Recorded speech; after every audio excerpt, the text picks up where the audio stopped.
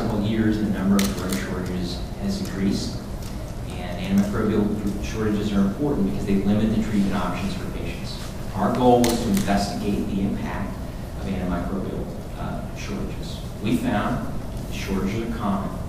78% of respondents reported a need to modify their initial choice for treating an infectious disease because of the shortage.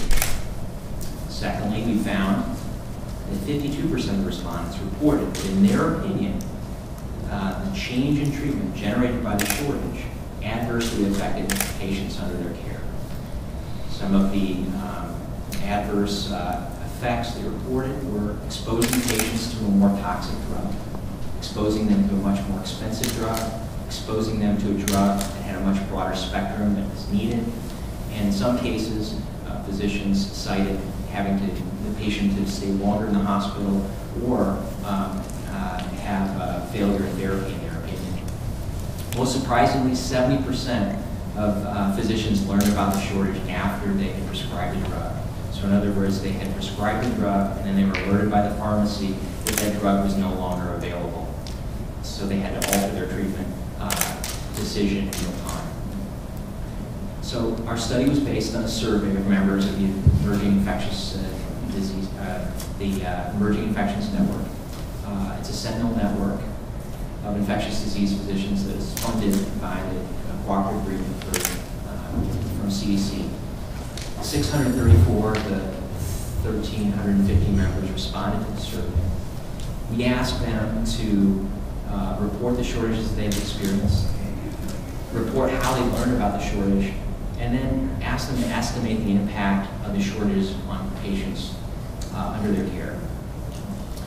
Most commonly, the shortages were reported in IV or injectable medications. These included trimethoprim sulfa, amikacin, aztreonam, foscarnet, and penicillin G from the survey-based investigations.